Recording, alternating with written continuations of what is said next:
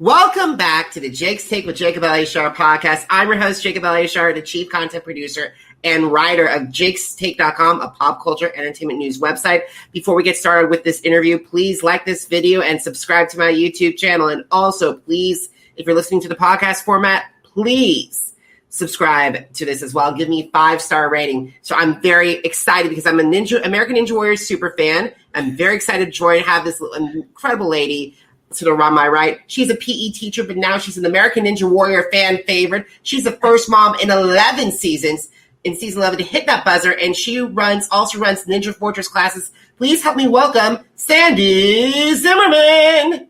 Wow, that's quite an introduction. Thank you. You are so welcome, Sandy. Thank you so much for joining me today. You bet. I am thrilled to be here. It's an honor. All righty, let's get started. So when did you get interested in fitness, and how did that passion evolve into the desire to pursue a career in becoming a physical education teacher? Yeah, I have always been active, I think my whole life. For me, I had a really rough childhood, and sports and athletics and just physical activity was such an outlet for me. It was a break from life. It was a distraction. It was a chance to be around a really positive environment. It was something that, I came more natural and that I was good at because I also struggled in school. So for me, it was just kind of a break from everything. It was a chance to go do something that I had more of an inclination to do. And so being active has just been part of my life. That was one of the really incredible things my dad did when I was younger, is he just got us in a lot of different sports and activities. Some of them were team sports and traditional sports, very non-traditional sports. Mm-hmm. So somehow he found a way to get enough money or talk people into giving me lessons so I could go and try a lot of different things. And some of them stuck and some did not. But it was really an incredible experience to just try a lot of different things growing up. And then there was a handful that really stuck that I just really had kind of a natural inclination to and put in the hard work to get really good at. So I've kind of just been active my whole life. And I think it's continued into my adulthood. It continues to be now almost like a therapy, doing American Ninja Warrior. And so it's really interesting how that can evolve. Awesome. So now we're on the subject of American Ninja Warrior. When did you first get interested into ninja? And then when did that passion evolve into, okay, I want to be on the show? Yeah, it's been an interesting journey. And it's so funny in life how, you get little hints and clues. I feel like the universe is kind of saying, Sandy, do this, do this. And for several years before I even knew anything about the show, every once in a while I'd have people say, hey, have you ever seen this show called American Ninja Warrior? I could see you doing that. And, I was not in any kind of ninja shape at that point. I'd stayed active and healthy, but not ninja level. And so for several years, I'd hear people say, hey, have you seen this show? And oh, what are you talking about? Ninja Warrior. And then by random chance one day, we're sitting in the living room and my son looks over at the TV and he goes, Mom, what's that? And I look over and it was American Ninja Warrior. And I just first thought, wow, that looks like so much fun. And I thought maybe I could do that if I put in the training. And I thought it would be really inspiring for my students. I'm always telling them to be active, to be healthy. I thought, what if I went out and lived that? What if I actually did that and inspired them to be active? So it started really innocently in that way.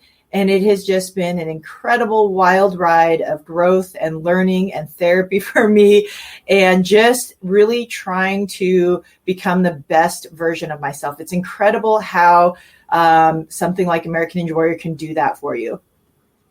Awesome. So I just want to let you know that you came on my radar during season 11 last year when you became the first mom in show history to hit a buzzer.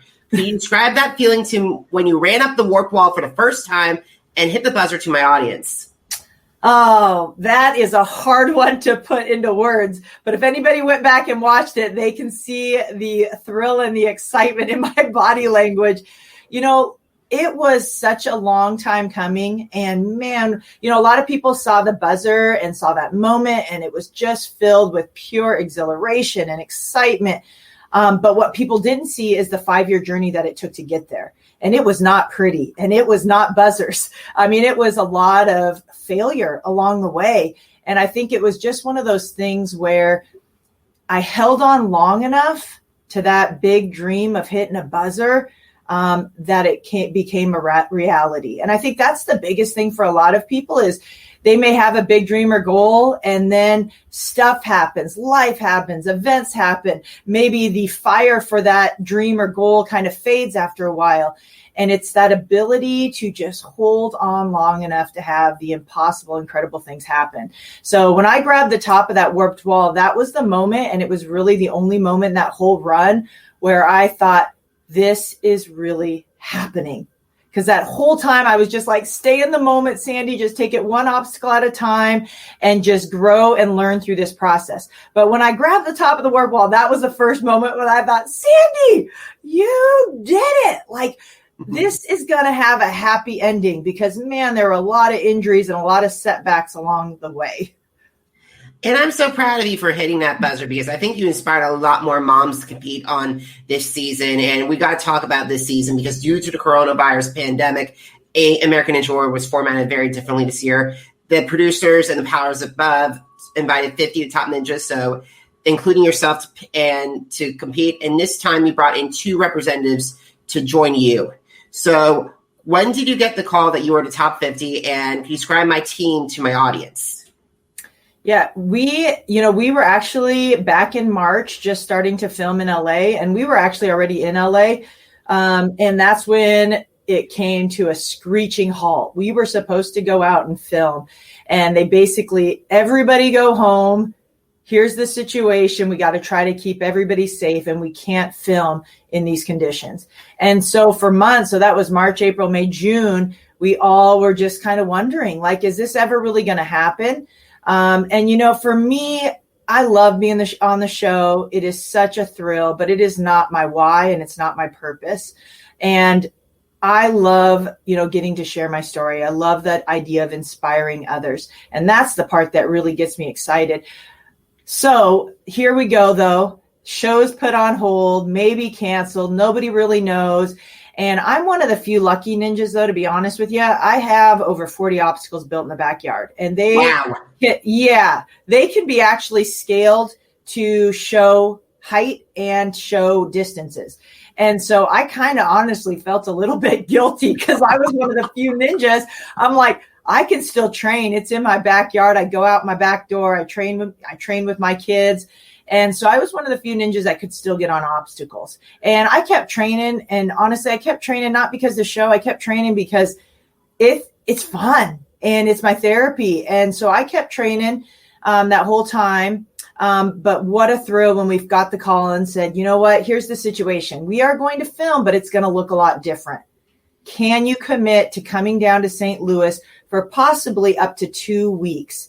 And that's a huge ask. And I'm sure there were a lot of ninjas that could not do that. But luckily, I'm a teacher, so I was on summer break.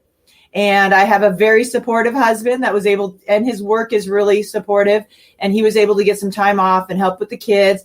And so I packed my bags and I headed to St. Louis. And we were COVID tested a week before we left. We were COVID tested the day before we flew out. We were COVID tested when we landed, and pretty much every other day. And we were on lockdown. We were either at the hotel or we were at the arena filming in the Dome. And so it was different, but we were all just so thrilled to get a chance to do it, even if it looked different.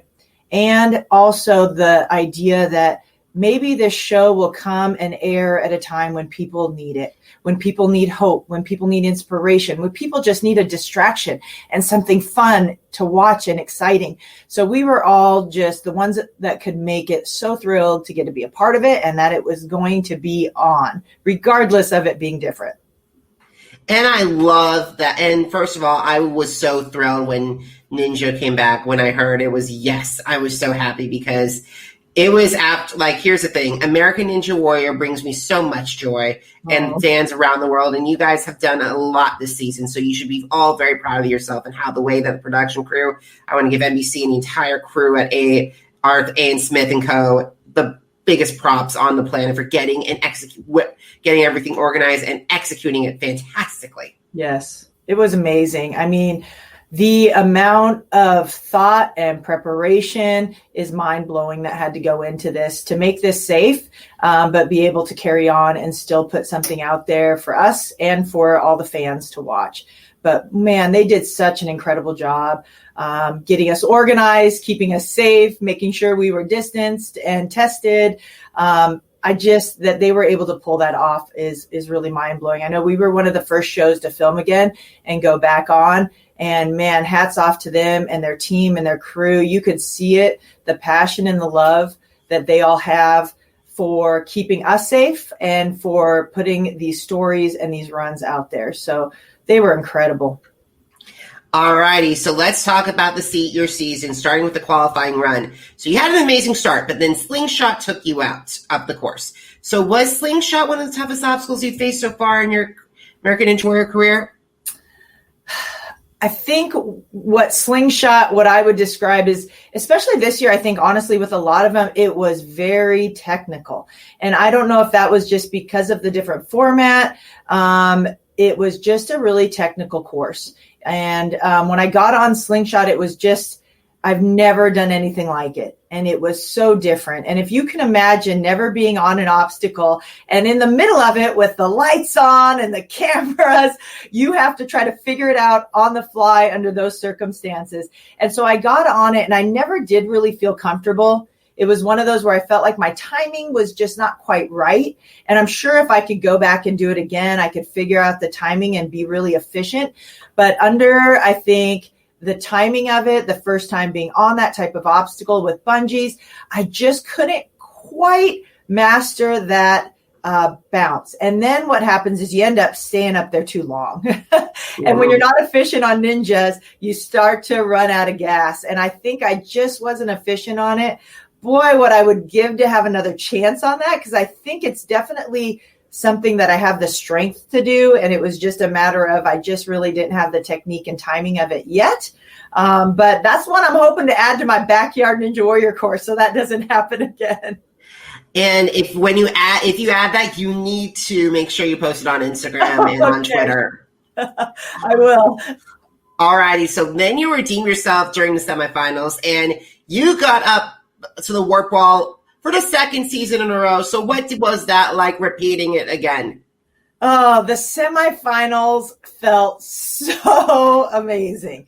I think the first night of qualifiers, I had a little bit of nerves, and I think I've always got kind of these two battling voices in my head. And I think with that first qualifying run, I kind of had this one that was like, confident, like, Sandy, you crushed it last season. You're the first mom to hit the buzzer. Go make magic happen again. And then I had the other little voice in my head saying, was that just a fluke, Sandy? Did you get lucky last year and, made it through a course? And so that qualifying round, I kid you not, even getting past that first obstacle, I just was like, whoo, okay, I'm back.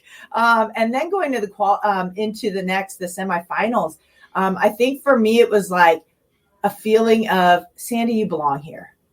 This is where you're supposed to be. This is what you're supposed to be doing. You have a purpose. You have worked hard to get good at this sport. And so I think it was a matter of listening to that right voice, of trusting my training, trusting that I've put in the time and the hard work, and that I was meant to be there. I may not fit the mold of a ninja, being in my 20s, and being a gym owner and what typical ninjas have, rock climbing and gymnastics. I'm none of those, but I just felt like going into the semifinals, I belong here, and let's go make some magic happen. So one of my favorite moments was definitely getting the warped wall. I'm 5'6", and it is it's a hard ask. And getting to flex again on that wall, I can't tell you, that is a pretty special feeling. That was a great moment, one of the best moments of the semifinal rounds. Yeah. I gotta say, and that was a really probably one of the top moments of the season. Oh, thank you. All right, it felt good. I will tell you though, after the salmon ladder and then getting on the I think it's called corkscrew, that new obstacle this year. Oh, yeah. That was that insane. That obstacle took out every major ninja. I don't think I've ever been I was legit scared. I grabbed on that. And as it spun, I thought, we do get to see someone demo it. But man, it felt like it was going twice as fast as the demo that we saw. And when I grabbed it, it was so funny because when I got done, my kids were like, Mom, why did you close your eyes and scream? And I was like, I was scared. Like it legit was a scary one. That was probably the most scary obstacle until the finale when you were on the roll during the finals and I watched the run. And then all of a sudden you hit the falling shelves, and that you were so close. No, I felt like if I had been able to get through that one, the rest were ones that I had similar skill sets, things that I have done. But that was my lack of training. I really hadn't trained those blind grabs, and I have never tried, really worked on that. So it was one of those where there's a little bit of luck involved in this sport. Did you work on the skill set that it's going to require? And so I got on that one. And it was exciting to make it through the first two and to be able to grab that one. I think you can kind of see it on my face. It's constantly a look of shock and surprise and excitement all in one when I'm able to stay on.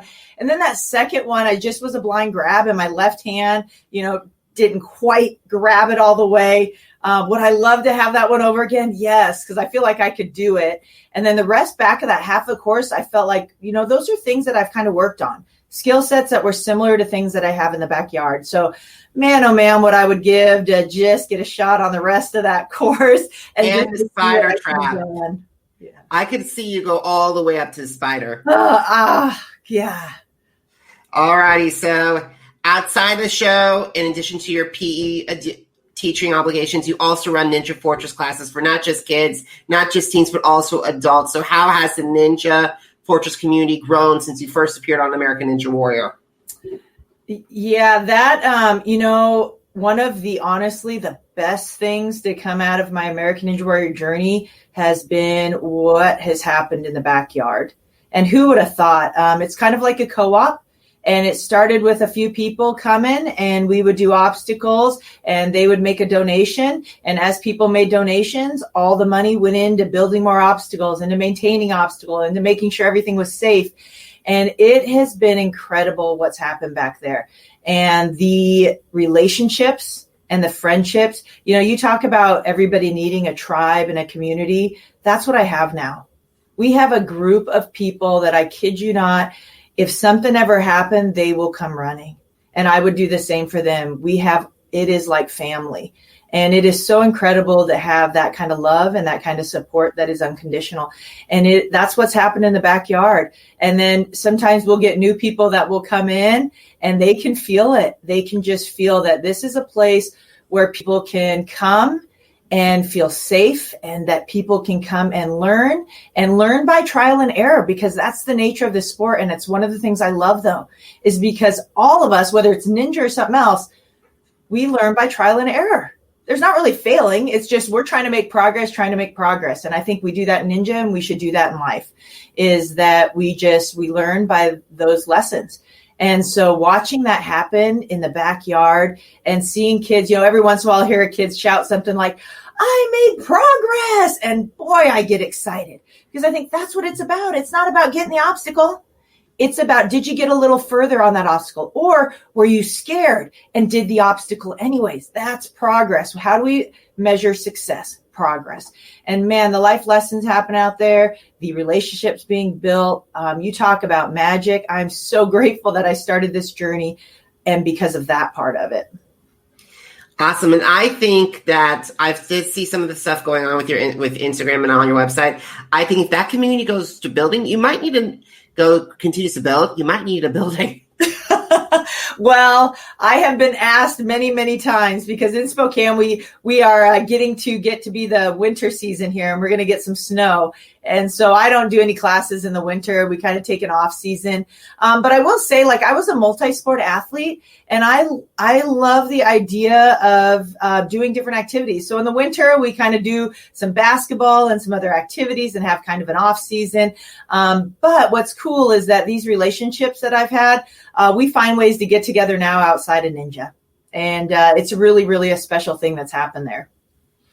And I gotta say, of all the communities that I treasure and I'm part of in the reality TV industry, there are two communities that I love the most. It's AGT and it's Ninja Warrior. Because you guys have uplifted each other so much. I've heard it from all the acts I've interviewed on America's Got Talent. They're a family. I've heard it from Ninja Warrior from being on the set in Kansas City in 2017 and also being with the Wolfpack Ninjas in 2019 when they visited the New York Open and interacting with all the ninjas. You guys are a community, and you guys are positive role model examples for reality TV fans. Absolutely. That is something I think that made me fall in love with this community and this sport. It is not something they build up on TV. It is absolute 100% genuine and legit relationships and love and care that we have for each other. And we are cheering each other on. And sometimes that might be at the expense of us making it on to the next round, but it is so genuine. I think all of us, because we do Ninja Warrior, understand it's a fine line between success and failure. And all of us, I don't care who you are, all of us have had big wins, but we've also had big losses on A&W, and we can relate. So when we see ninjas out there and they have their big moment, we want to celebrate with them. And when we see ninjas that fall early, we want to help pick them up and encourage them. And it is so genuine, that love that we have for each other and wanting each other to do really well and just see that happen for people. So it is genuine. It is not something that the show builds up for sure. All right, so we have 3 more questions I got to ask you. So what are your favorite social media channels? Facebook, Instagram, Twitter, YouTube, and TikTok? Oh boy. I'm probably, I am definitely, let me take probably out of there. Not as tech savvy as all these other 20-year-old ninjas. But I have started to build up some of my, I would say the Instagram probably would be the best bet. I try to catch up and make sure that I answer questions and look through all the comments and connect with people there. So I would probably say Instagram, where I'm the most active and trying to stay connected to the fans and to the people following me and all the supporters that I've had over the years. Awesome. So if you had the opportunity to meet with fans who want to audition for American Ninja Warrior, or if Universal Kids brings back American Ninja Warrior Junior, what advice would you share with them? Oh, advice. Well, I think we really have to discover our why. And I think when people discover their why, it makes the work that goes into getting that big dream or goal not as hard. I think it cuts the workload in about half. Because I will say Ninja Warrior is tough to train for. You talk about daily discipline, you got to bring it every day. And there are days where I don't feel like working out. There are days that I would much rather curl up on the couch and binge watch something. But because my why and my purpose is so strong, and I just have a heart for impacting lives. How can I use my story, my platform to make a difference? Maybe someone out there listening will be inspired to start their own big dream, or motivated, or just see it bring them hope because, wow, Sandy's been through a lot in life and she's made it through the other side.